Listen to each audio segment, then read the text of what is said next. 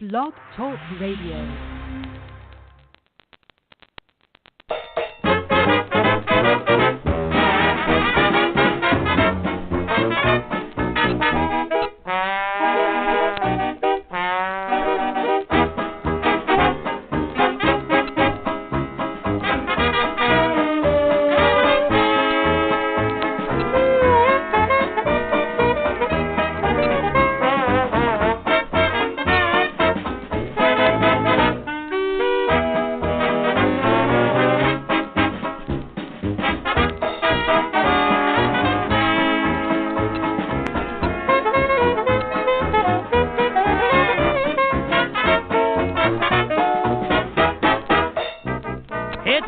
You're my first, you're my last, you're my everything, and the reason for all my dreams, yes, yes.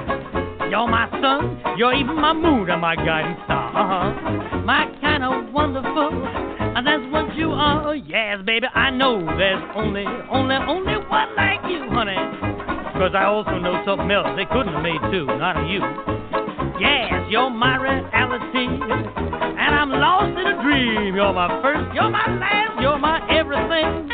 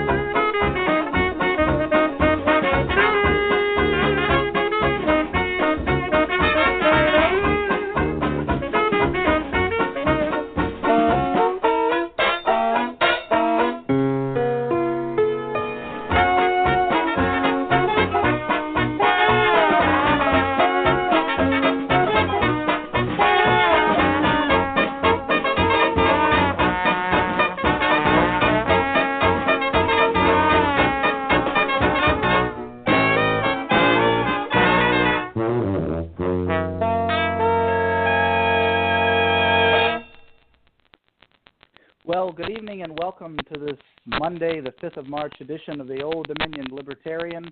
I'm here right now with Jeff Kleb. Jeffry Sanford has the night off, and Andy Craig is going to join us momentarily. So, Jeff, how goes it tonight? Same as usual, one day older and one day closer to death. And I just wondered, why does Monday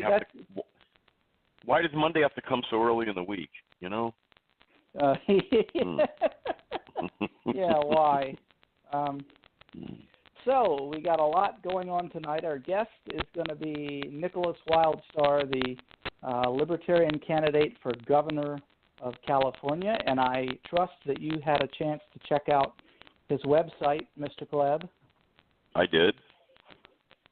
Great. So you're all lined up with your questions and things you want to know about how a libertarian is going to get elected in California. Dianne Feinstein's going to cast the winning vote. No, Barbara Boxer will. Well, you never know. With Donald Trump being in favor of gun control, they may run in the opposite direction, so they may end up voting for a libertarian. You never know. But so, with that being said, Donald Trump has done some crazy things this week. He met with Democrats and voiced his opinion for gun control, and he said the U.S. is going to impose tariffs on steel and aluminum. So if you're going to buy beer, you better get it while you can. What do you think about that, Jeff? Well, nobody ever wins a trade war, and all people need to do is remember something called Smoot-Hawley. There are a lot of secondary and tertiary effects that are going to come from this, because it seems like you're protecting maybe 1,000 or 2,000 jobs in the steel industry, but you could jeopardize millions of jobs in other industries because you're going to make products more expensive. And, for instance, cars or washing machines or even buildings, people have to spend more money on that. That's less money to have to maybe go out to dinner or take a vacation or buy a race car. Well, yeah, buy a race car, buy anything other consumer goods. So then that means that you may go out to eat less often. Now that waitress who relies on your tips and your money, she's going to be making less money. Also, it's going to have a situation where other companies are going to retaliate and put tariffs on American products, not necessarily steel, but let's say motorcycles or beer or textiles, engines, diesel engines, anything like that, and then that's going to cause a market distortion. And you're going to have prices artificially higher. Trump says that's fine. If they want to do that, then he'll just retaliate again. He said nobody's going to win this war. Yeah, and that's what got us into the Great Depression. That helped to get us into the Great Depression. Nobody wins a trade war. You're not going to say, well, we're going to screw the people in our country, so, well, then the other people are going to screw the people in their country, and then everybody will end up equally poor.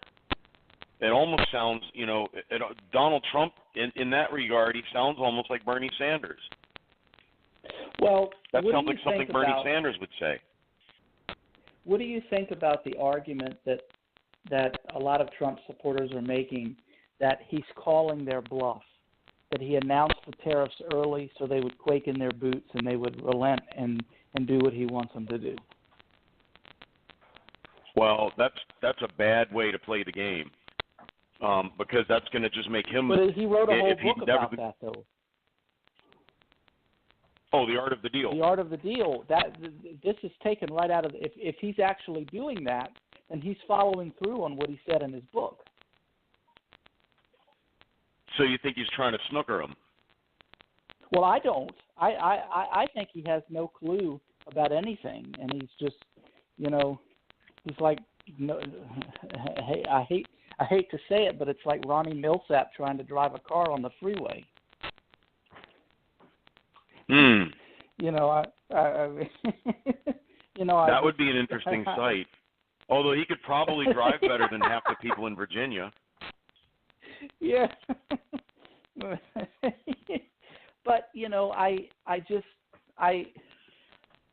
the thing is, let's say that that's what Donald Trump was doing. He was trying to call their bluff. The amount of damage that he's already done is just terrible. I mean, the stock market fell like 400 points.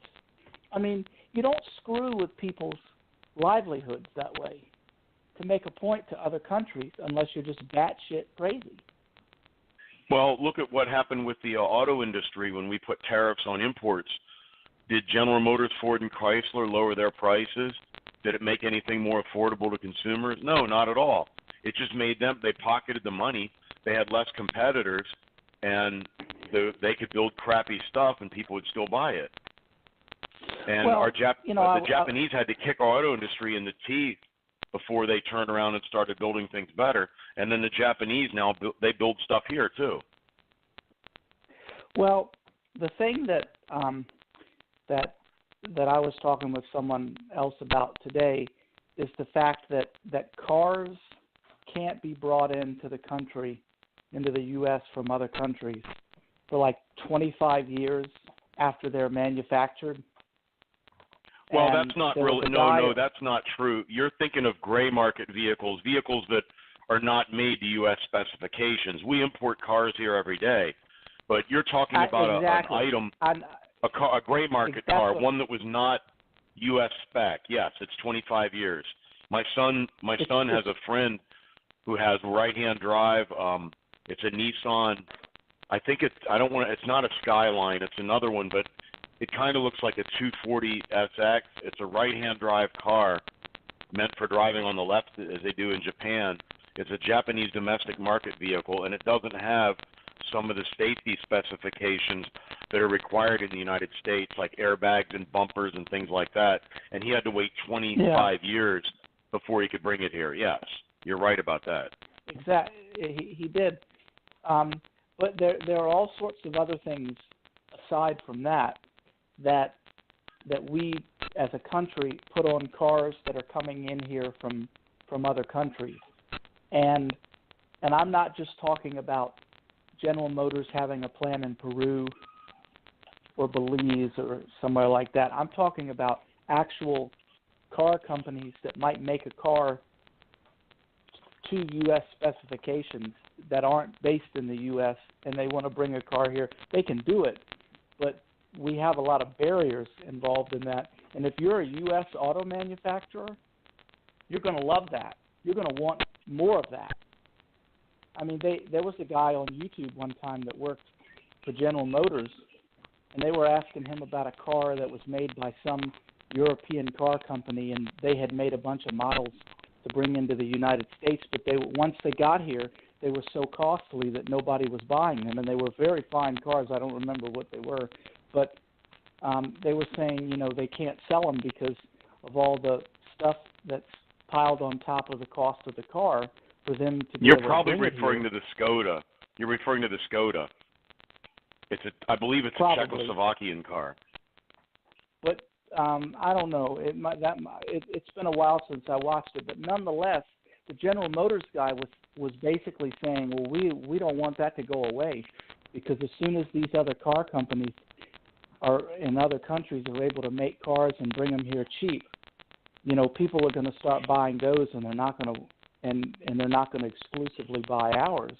And I was thinking to myself, well, that's the free market. That's when you turn around and say, well, what do we have to do to make our cars more appealing?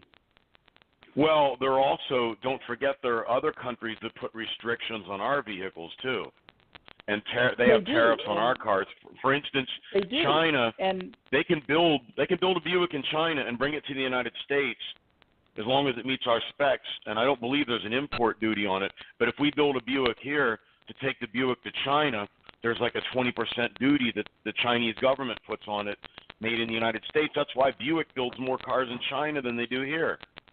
Now, that's a trade barrier problem. The Chinese want American-made vehicles.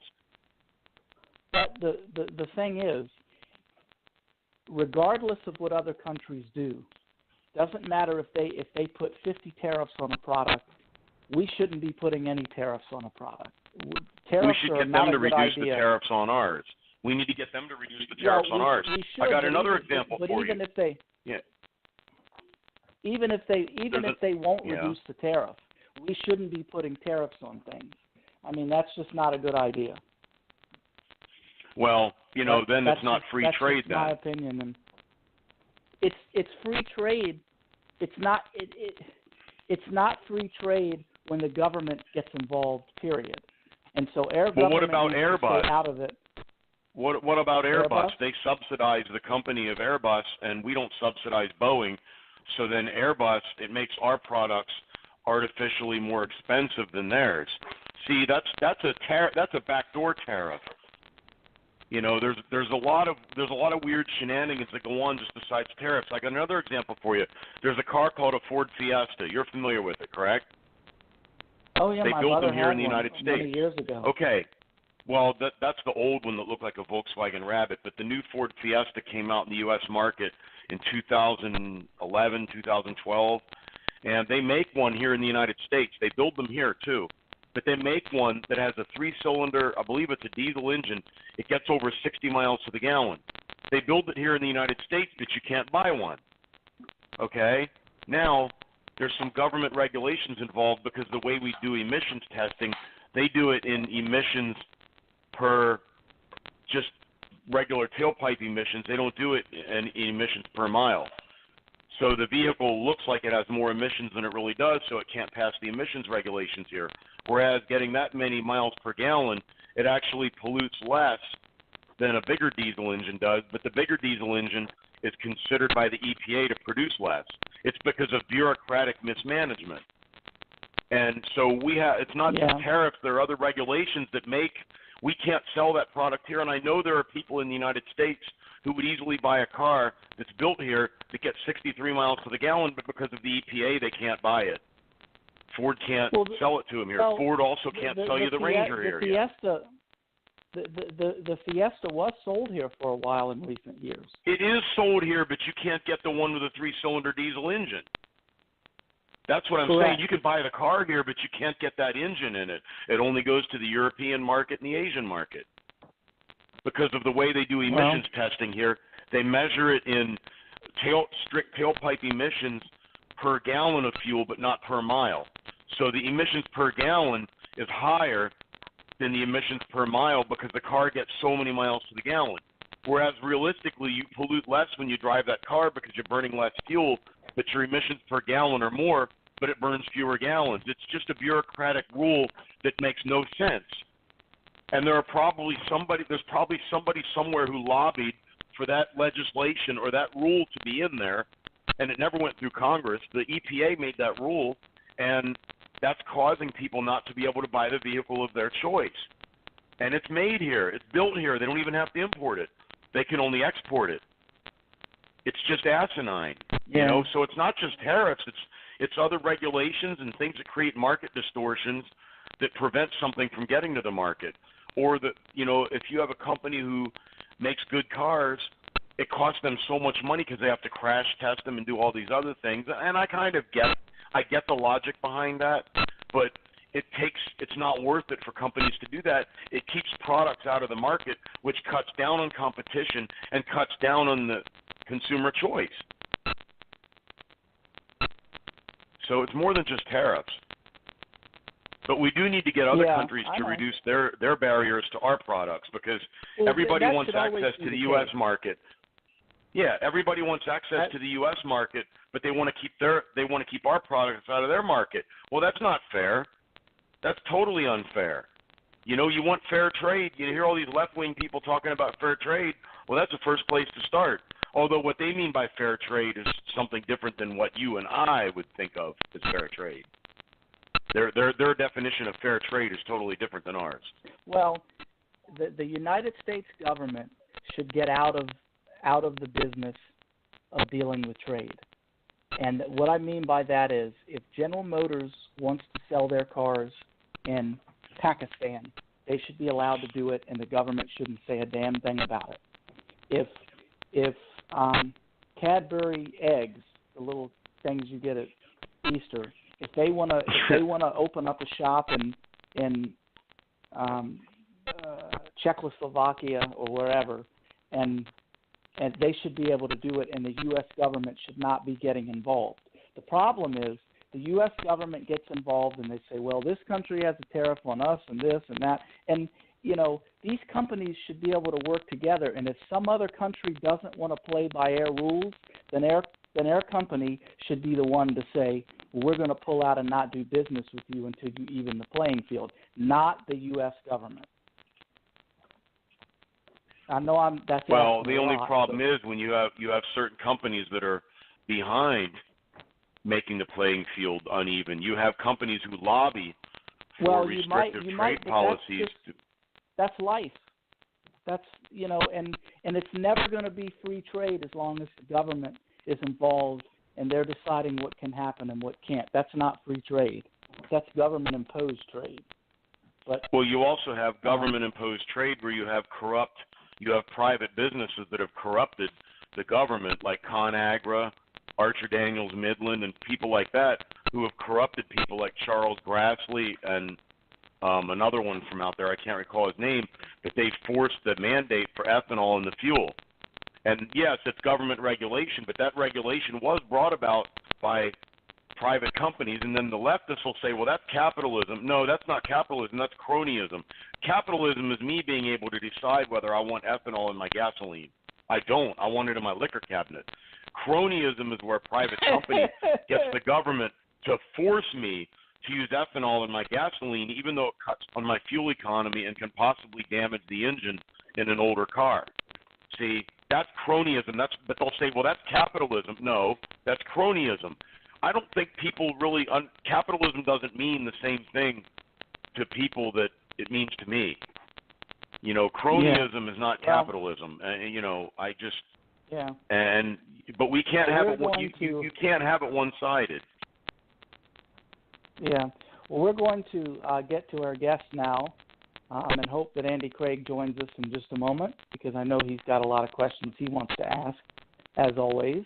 And they're always insightful questions and get right to the heart of what we're talking about. So I'm hoping he's going to join us soon. But our guest tonight is Nickolas Wildstar of California. He's running for governor as a Libertarian. And he's a very interesting candidate, has a very interesting career path.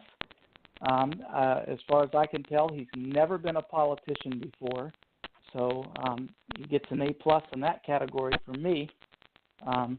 So let's bring him on and find out a little more about his campaign. How are you doing tonight, Nickolas? I'm doing spectacular. Thank you so much for having me. I appreciate you inviting me on the show. Wonderful. Welcome. We'll just All right, go welcome. ahead and thank you. We'll go ahead and dive right in and just get you to tell us about your campaign. Why are you running for governor as a Libertarian, and what are some of your key platform issues? Absolutely. Well, I'm running for governor as a Libertarian because I believe the principle of liberty is really missing in our politics right now. It seems as if the Democrats and the Republicans, the Demopublicans, don't really seem to respect that principle in itself. Of course, here in the state of California, we have raising gas prices, we have raising electricity costs, food costs, housing costs, etc., and it's all being created by those crony capitalistic policies that you guys were just speaking of. So we see this taking place in both the two parties, and they're really just a reflection of the old way of doing business, the taxing and spending, taking taxpayers' money and spending it inappropriately, as well as doing it fraudulently. But there's just tons of misrepresentation in politics, not only when it comes to our money, but the people themselves. These people that we tend to elect always seem to advocate for the middle class or for people that are dealing with homelessness or any type of drug abuse issues, but have never experienced it themselves. They've never had any direct relation with any types of issues such as that. And even with money itself, they tend to have less of an appreciation of it because none of them had to work hard for it. They don't know the value of a dollar. So it's easy for them to wastefully spend taxpayers' money. So I'm running for governor because I would love to have an opportunity to be an actual representative of the people of California. I myself, I've been a working class American for over 20 years now, and have been working also as a community activist during 2010. Around then, I got very involved in the Occupy movement with Anonymous, and as well as gotten involved in Dr. Ron Paul's presidential election. So hearing him speak about free market enterprise and the role of government and them not being involved in people's choice to get married or have an abortion or what kind of property they want to buy, whether it be a gun or a car. It seems that, again, government is dictating all of those facets of our lives, and they shouldn't be, according to the Constitution, first and foremost. So it's just getting back to the element of having the people, the people in government actually be people of the community and have a government of the people, by the people, for the people. So I ran for governor in 2014 as an independent and got quite a lot of notoriety from that campaign. However, now with me running as a Libertarian, since it is the third largest party in the United States, it gives me an opportunity to incorporate those new wave ideas in a platform that will allow me to incorporate those type of policy changes as well as minimize government's role in our society. Well, that's great. Did I lose you there? I like everything you've said so far. All right, thank you. I find it interesting that you came from, you seem to have come from the left side of the spectrum, being involved in the Occupy movement, but I come to the Libertarian from the quote-unquote right side of the issue, or the right side of the spectrum, but I have to respect some of the people in the Occupy movement have a lot of the same frustrations and anger as the people in the Tea Party movement. They may disagree on the solution, but the anger, I found that the anger is exactly the same. They're tired of the corruption, the cronyism, and things like that, and I think free markets are the way to handle things, not socialism and more government. But I understand the anger of the people in the Occupy movement. I'm a blue-collar guy myself. I totally understand the frustration. So that's kind of interesting. I'm reading your bio.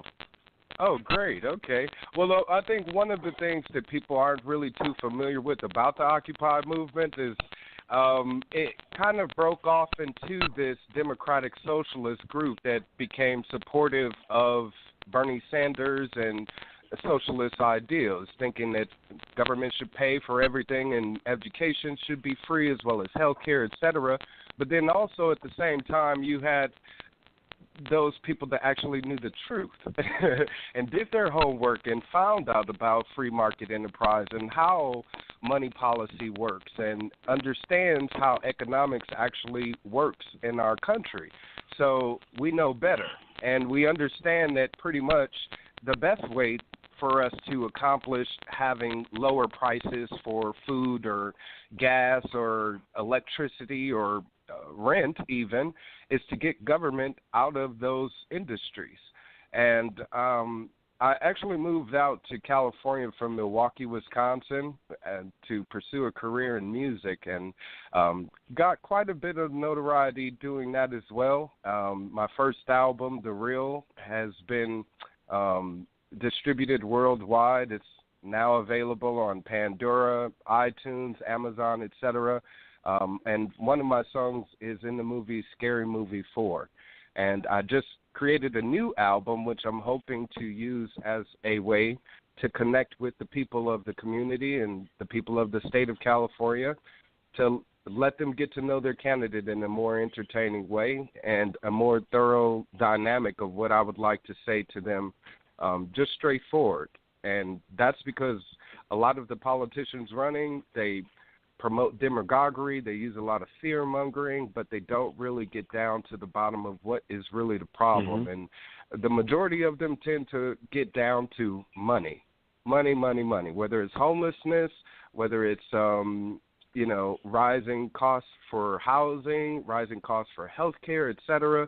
It all boils down to the amount of taxes we, the people, are actually paying versus the amount of money that is being collected by us and being spent by government. So I'm hoping to use my skills as a musician and the personality to connect with the people of California again and let them relate to them in a manner to where I'm able to express the ideals of how they, if they want to get away from the constraints that government has placed upon them, that the best way is to start anew, and that way is to vote Libertarian. Well, that's a kind of an interesting way to look at it. Speaking of voting Libertarian, how hard is it to get on the ballot in California? Actually, it's not that hard. The best thing about the Libertarian Party of California is they did a lot of footwork during the 70s to actually make headway and have the party be recognized. So we do receive statewide recognition and are able to get ballot access.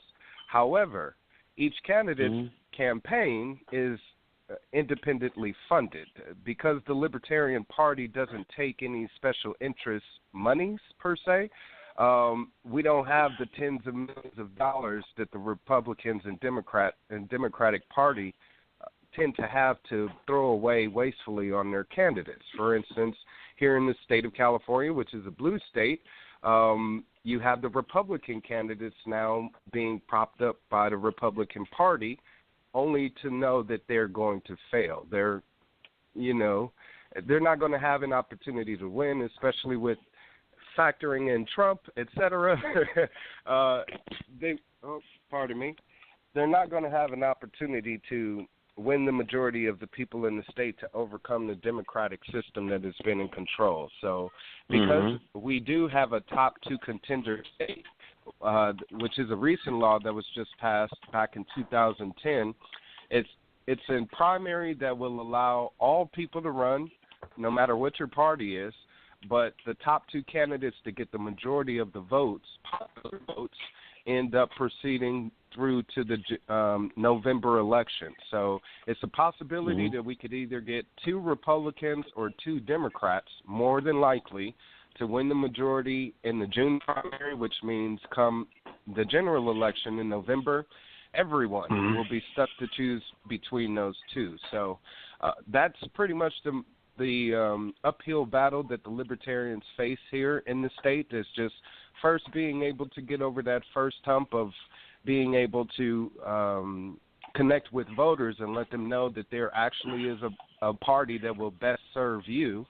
And then, again, to be able to overcome that two-party system to proceed to the general election. So my goal is to take advantage of the low voter turnout that the state has experienced in its midterm elections. In the last gubernatorial race, there was maybe about 3 million people total that ended up going to vote in the June primary. And Barry Brown walked away with a little over 1 million of those votes, but his Republican opponent only got a little over 800,000 votes.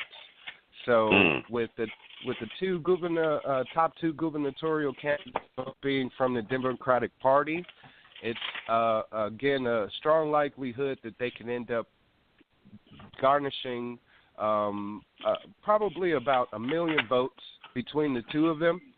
And which means, and since there's more Democratic candidates, there's a possibility that it could be split even more. So if 2 million people show up to the votes in the June primary, and the lieutenant governor who's running for governor, Gavin Newsom, and the ex-mayor of Los Angeles, Mayor Antonio Villaraigosa, they end up getting about 500,000 votes each and splitting that 1 million voters to show up.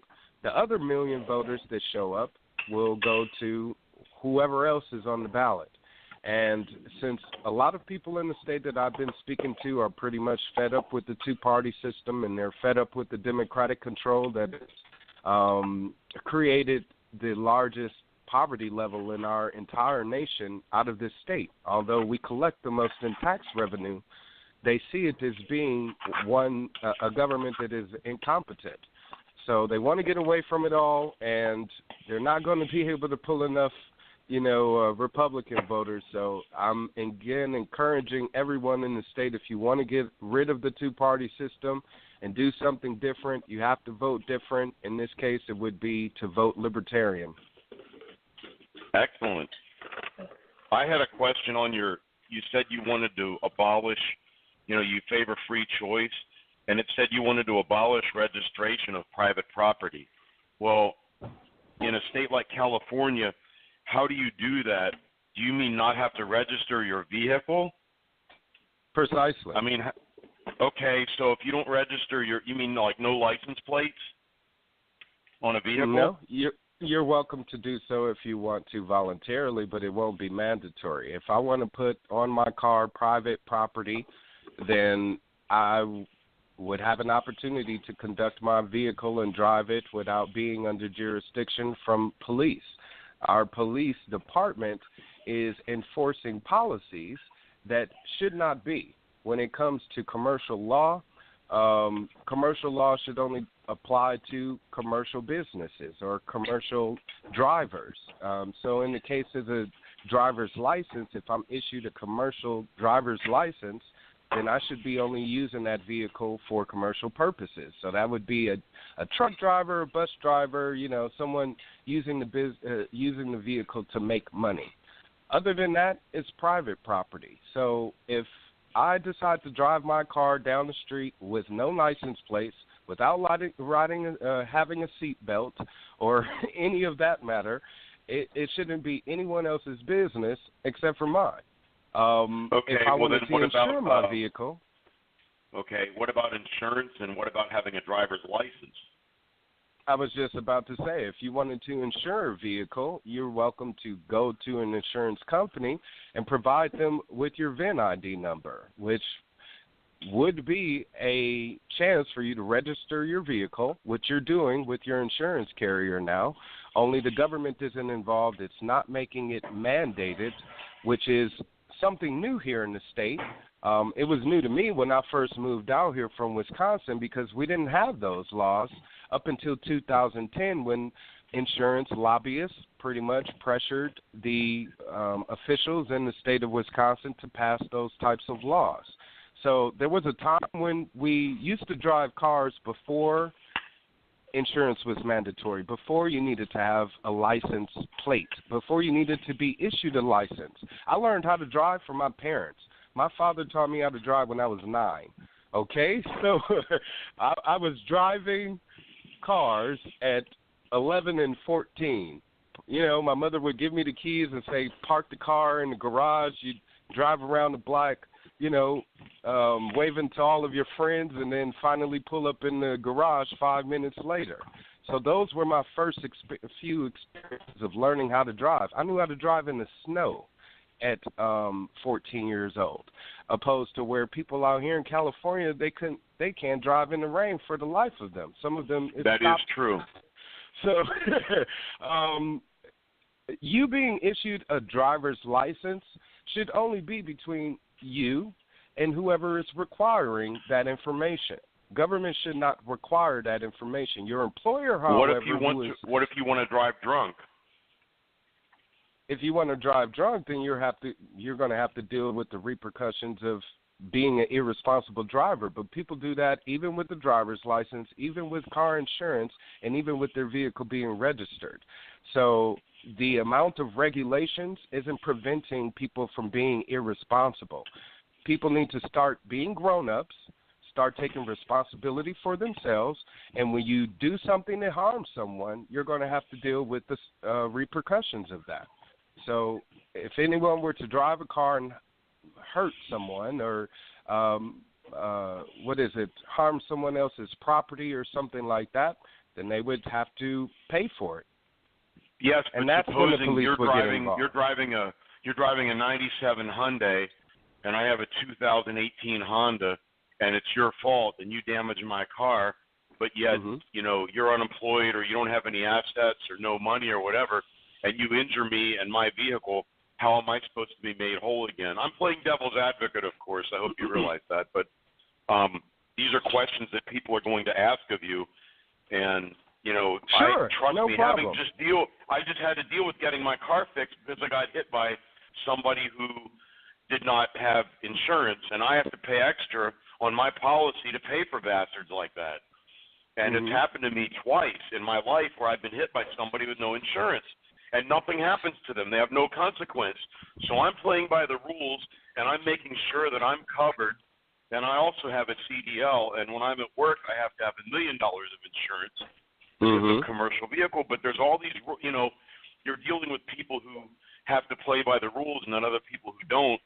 And especially with the fiscal mess that California is in, California makes a ton of money on vehicle registration and taxes. I know they tax you to death for everything out there.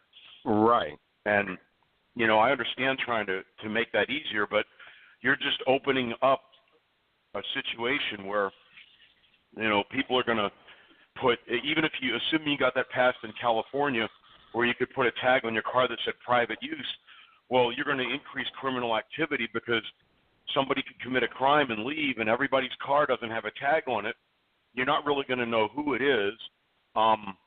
You know, that's not true at all. Again, you have that VIN number. The majority of the cars today are made with GPS units in the car.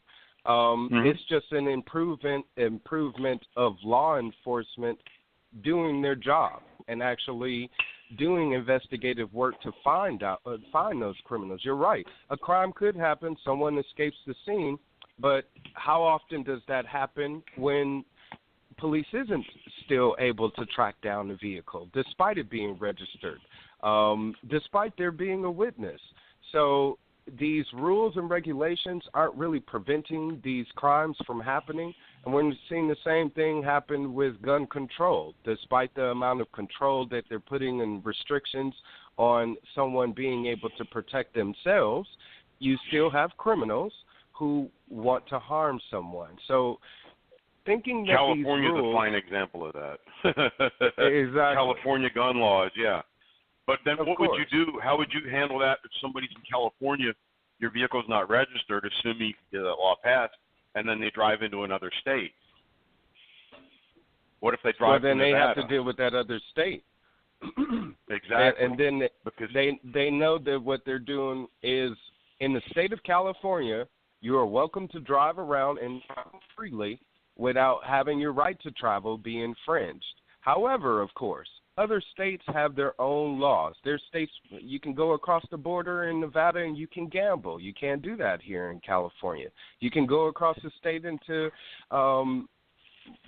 Texas, and you can carry your weapon openly. You can't do that here in California. So people are aware of what the laws of the land is, and what the main law of the land here in California needs to be is the Constitution. It is not. You have all these arbitrary laws and taxes being created, pretty much, again, that are unlawful, and the state does not have jurisdiction over one's personal property purchases. So if someone goes to buy a car, and if my employer requires for me to now use a vehicle or now obtain a driver's license in order to use one of their vehicles for commercial purposes, then that would be the only requirement that I would need to adhere to, opposed to if I went to a car dealership, bought a car, drove it off the lot, and then crashed into somebody. Now I owe you. And even if I did even if I did purchase car insurance or you purchased car insurance and I crashed into you, if I didn't have the money to pay that bill, what good is law enforcement going to do? Are they going to force me to pay you? Are they going to throw me in jail if I don't pay you? So they're pretty much just glorified bill collectors, opposed to your insurance company doing the prosecuting and going through the justice system to actually pursue costs for you. That's what you're paying your insurance company for. So that's what I mean about adults taking responsibility for themselves. Is I know that if I buy a car and I want to make sure that I'm covered and someone else is covered on the road, I'm going to purchase insurance. Now, if I can afford to, then I shouldn't be forced to. And that's exactly what's happening in the state. But if you're not forced to and you don't buy the insurance, then you could end up harming somebody else, and then that's because I know how bad. I used to be a cop too here in Virginia, and we have a huge problem with people driving without insurance, and people get hurt and maimed and killed by people driving without insurance. It's a bad problem. Now they've cracked down on it somewhat, and some states like Pennsylvania have no-fault insurance, where basically everybody's responsible for taking care of their own vehicle. And that's supposed to theoretically cut down on costs. I don't think it does, but supposed to. It does, because it then, like what you're talking about, if you were in an accident to where if the other person didn't have insurance, then your costs go up for your insurance. That's not the case with with being in a place to where no one is being forced to get that insurance. That's what it's for, is because accidents happen. So statistically, there are tons of people that get in tons of accidents that have vehicle insurance. The amount of people that do not, that actually lead to what you're talking about, where it's some sort of violent outcome, the person got harmed in some way or died, are very few and far between. And you even said so yourself, as a law enforcement official, when you went out, you saw tons of people driving without car insurance. Were they harming anyone during that stop? Most likely not. And the majority of traffic stops for law enforcement in the state have to do with either someone being pulled over because they didn't have the up-to-date tags on their car, or they didn't have license plates on their cars. But it didn't prevent there from being a crime happening. I've been pulled over several times innocently, didn't do anything wrong, but only because either my tags was expired or I didn't have a license plate on my car at that time, did the police feel like he had authority to pull me over, ask me where I was going, demand I show him the driver's license and proof of insurance, which should be optional, and ended up letting me go about my way. Well, 99% of the time we did too. We didn't have an aggressive. I worked for a sheriff's office, and we were not very aggressive with traffic enforcement, but some counties really, really push their officers to turn paper and write a lot of tickets and generate revenue. Fortunately, our sheriff was not like that. For. Yeah, exactly. That's all I know. I lived there when I was 7, and I got out, thank God. But yeah, it's absolutely horrible, and it becomes a whole cottage industry. Yeah, traffic enforcement a lot of times is about revenue. It is, and most honest cops will admit that. Right. Most of them who are honest. But you look at your gun registration, okay, and the stuff going on with that. They got people to register their guns, and then later declared them to be assault weapons. Now they have them registered, so then they basically it was confiscation. And I know that's what one of the things Dianne Feinstein wants to push on everybody else, and they say that things that start in California end up harming the rest of the country. And I think libertarianism would be good for California. I don't know if I'm totally with you on the vehicle registration thing, but I understand your line of thinking. I do understand your line of thinking, and that's interesting. I would say this.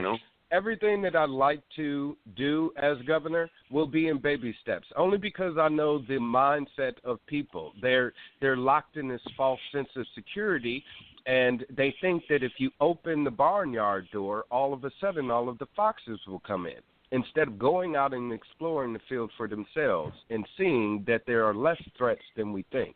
So, because the new gas tax that was just passed without anyone having a choice or having any representation against that taxation, it included vehicle registration fee increases. Excuse me. So in essence, by me repealing that gas tax, I'd also be reducing vehicle registration fees for people. So now, once you remove the costs, then you can start to go to remove the mandates to make it annual and mandatory. And then now people, instead of them, they get to see the money saved in their bank accounts. And now, since they now know that they have the option to, they can choose for themselves if they want to go out and actually purchase those things. So these are years down the line, but within the first year, I would love to, again, repeal that gas tax and remove those mandates on making sure, on increasing vehicle registration fees. What about sales tax and income tax? Sales What's your tax, stance on that? Well, the sales tax in the state of California differs depending on which city you're in, which municipality, et cetera. But I would love to level the state's sales tax at 7%. It is currently, I believe, 7.8, something like that, 7.58%. Depends on where you are. And again, depends on where you are. But the average, again, is around that amount. If we make it flat at 7, then it would, again, give an opportunity for consumers to be able to purchase more goods at a cheaper cost, as well as provide business owners to provide those services or products at a lesser price. Income tax, it's currently being tied to so many things, but it, of course, when you get down to the root of it, will end up being because of some mismanagement of funds, like the high-speed rail project that is now toppling almost $2 billion in taxpayers' money. So that's $2 billion in taxpayers' money being wastefully spent. Yet, again, if we have an opportunity to leave it in people's pockets, that will give them a chance to be able to buy a more affordable car. So the current income tax is 13%. I would like to reduce that to 0. That way we can be a zero income tax state like Texas and Florida, other states in the union that get to enjoy this type of liberty.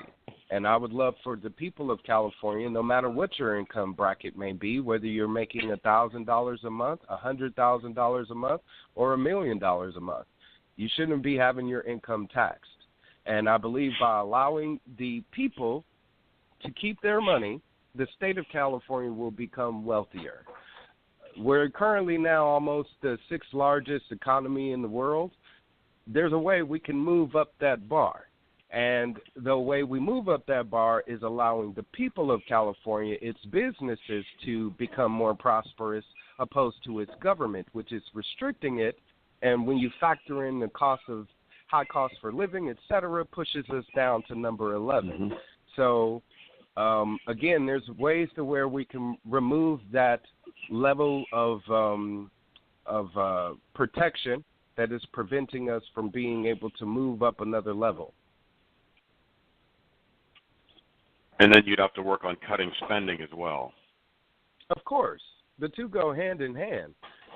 Exactly. Government spends in the state of California hundreds of millions of dollars, nearly $400 million for the latest budget that Jerry Brown proposed, that the next governor will end up hopefully wanting to reduce. But with the Democrats looking like they're in position to pick up the tab and pretty much just pick up where Jerry Brown will leave off, we can expect more of the same. So the level of poverty in the state will continue to rise.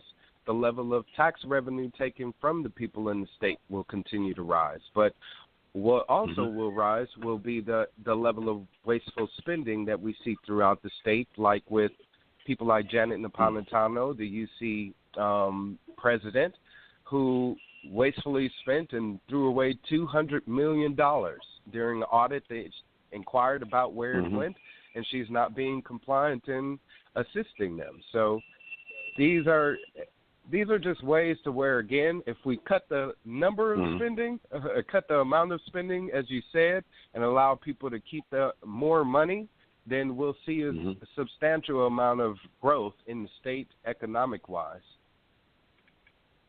That's true. What's your stance on the Second Amendment and on school choice?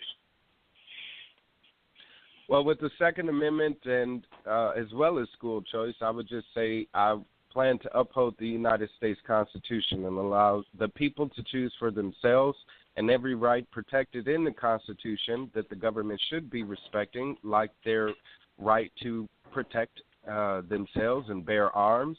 I would make sure every state official in the state would be upholding any legislative policies that get offered to me while I'm in office will be vetoed unless it supports constitutional carry for the residents of this state. And I definitely believe there needs to be a restriction in the amount of regulatory bans, such as the button ban and assembly bans, etc. They all just need to be removed. Good. So you don't believe in the stuff about magazine capacity and all that nonsense? Oh no! You can watch a video on YouTube, people, where you can see someone using a 6-shooter and they can fire off those 6 rounds in a matter of seconds, reload, and do it all over again. Yeah, single action shooting. Those people are amazing. Yeah, exactly. Yeah, those things are amazing. I don't know how they do it. I can't fire my Glock that fast. But I know what you mean. Single action shooting. Yeah, cowboy guns. Exactly.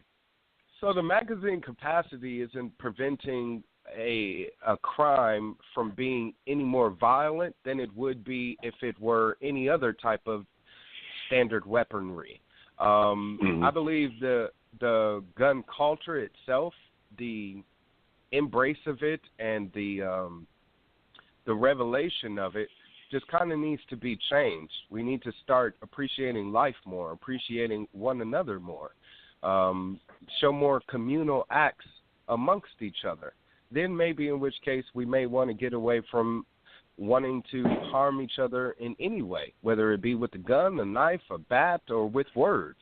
So I think there just needs to be a change in the mentality of society and its embrace of weaponry and glorification of it, especially when it comes to movies and TV shows. You know, you see so many types of entertainment where a gun is being used or a video game or such. So it's being embedded into the minds of our children. And if anything, I would ask the parents to step up to the plate and start showing their kids how they need to take more of an appreciation for life. And especially those that go out there and hunt. I personally do not like guns and would love to see the world be rid of them, but I'm not going to force anybody to. Now, if I want to train my child to use a weapon, I'm not going to take them out hunting because I respect all forms of life, even those that we see lesser than ours. So taking them out to go shoot a deer or something like that, I wouldn't even do, not even a rabbit. But training them to be able to protect themselves and no, I don't even like squirrels.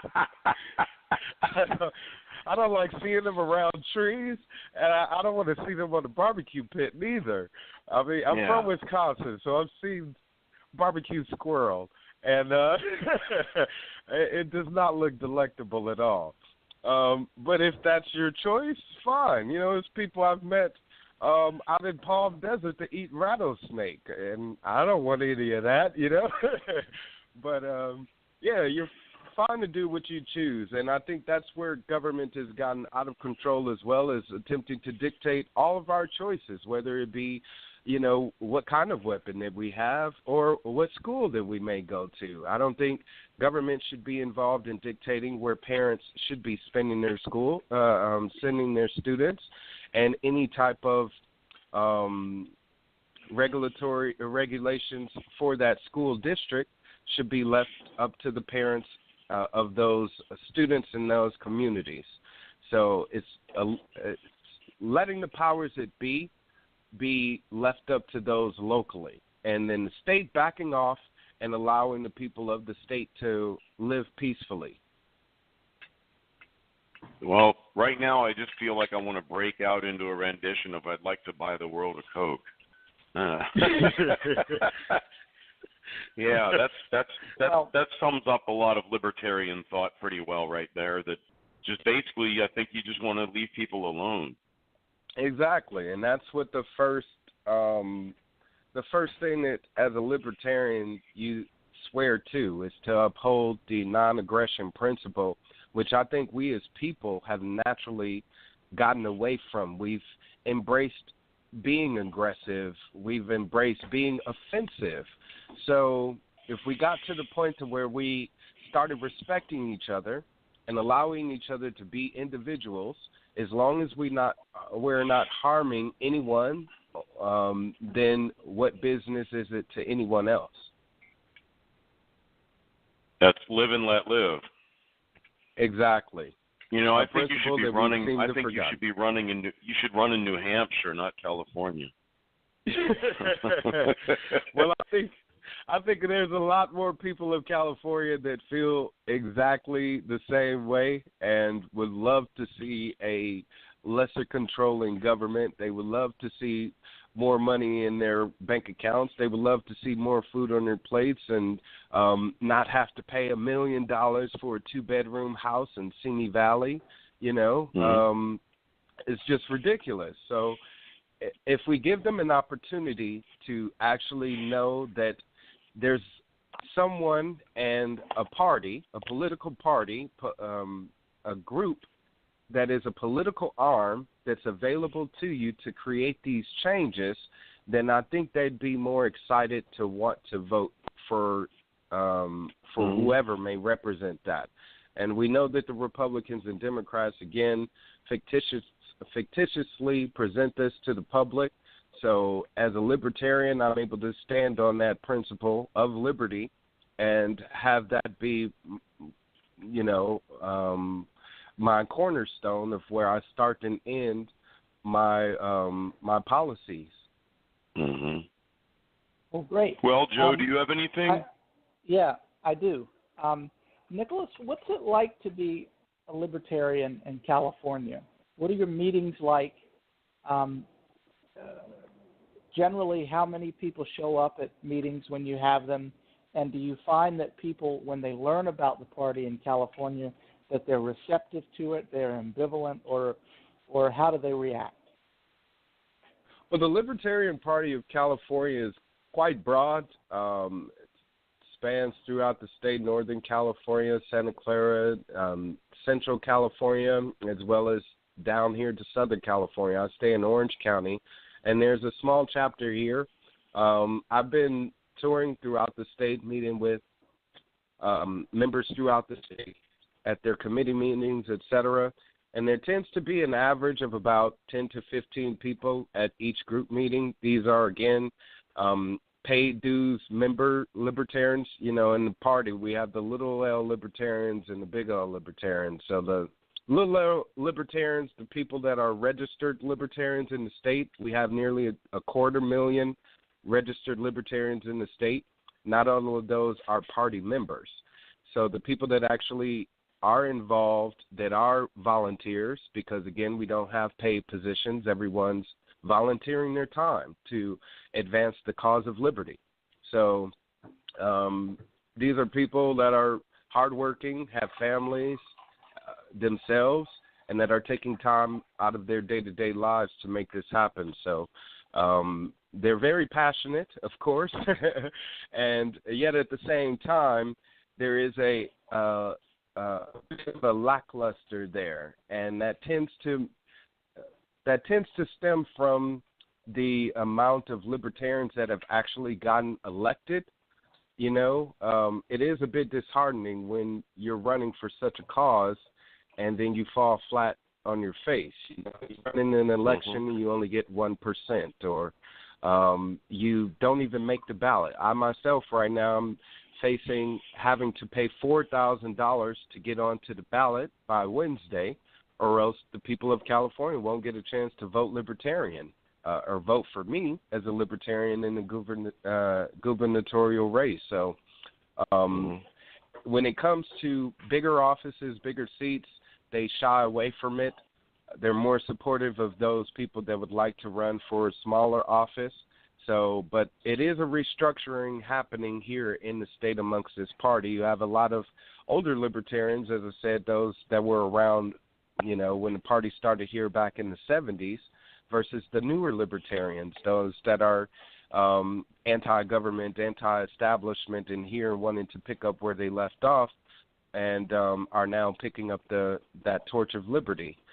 So we see an influx of younger people coming into the party. I myself, I'm black, so which is a rarity amongst the Libertarian Party in itself, and especially here in the state of California. So I'm doing my best to get more people of color involved into the Libertarian Party. I think that's definitely where we'll be able to make our mark, especially with it with us being in a Democratic-ran state, which tends to lean on the votes of the people of people of color in order for them to get elected into office. So if we can present more diverse candidates and just be more reflective of the true makeup, the true, population here in the state, then we'll have an opportunity to get more candidates into office. So it's just a matter of, at this point, us actually winning.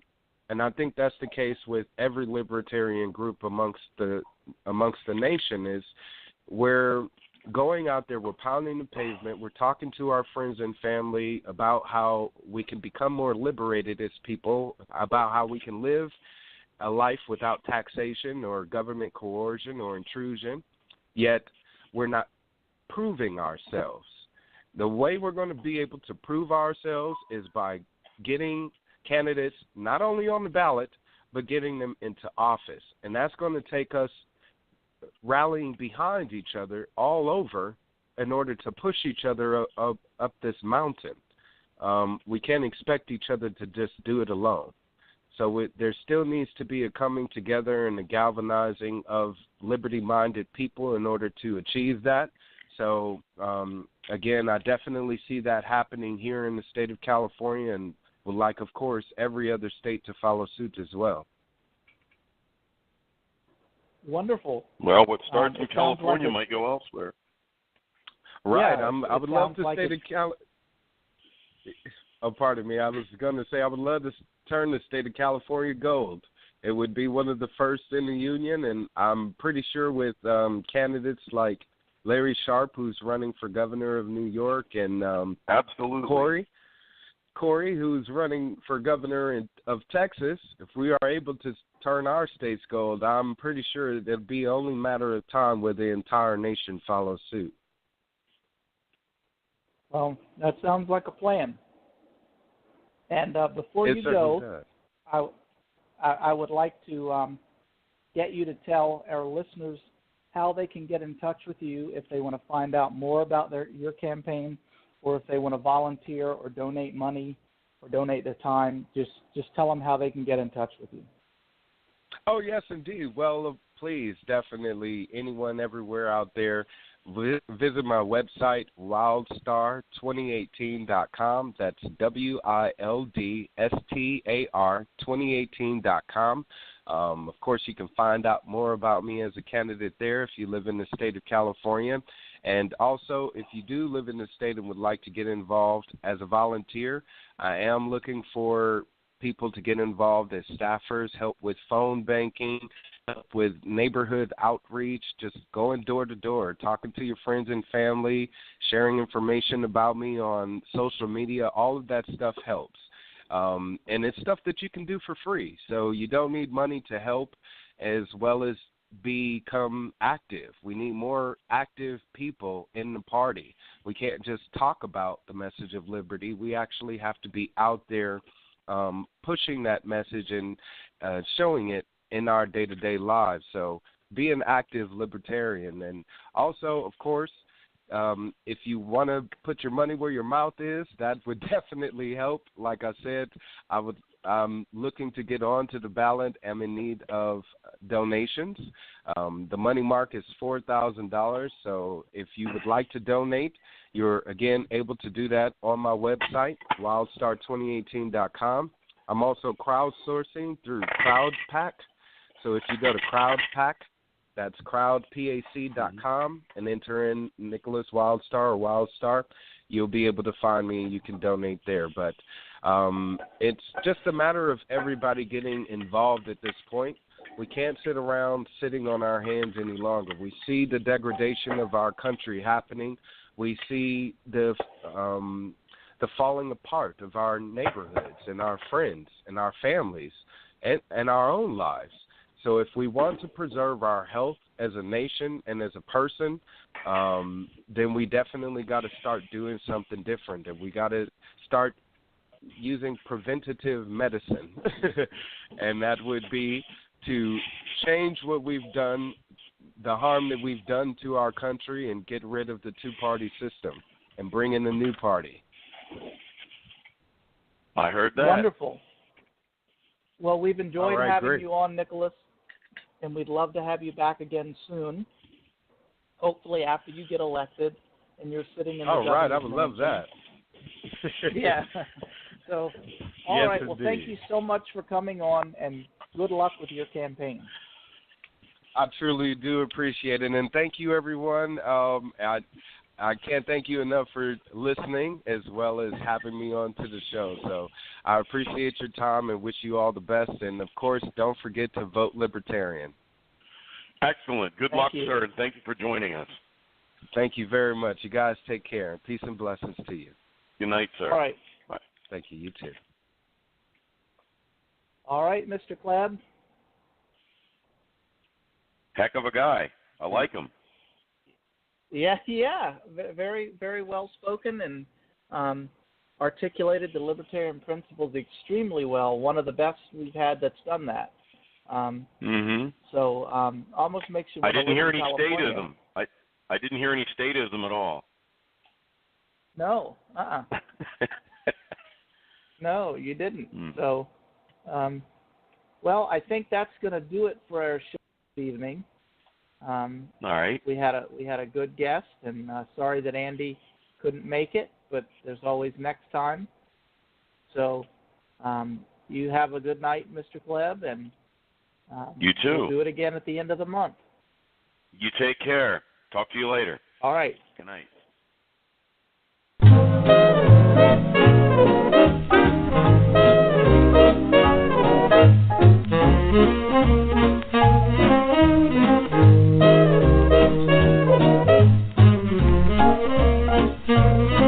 Mm-hmm.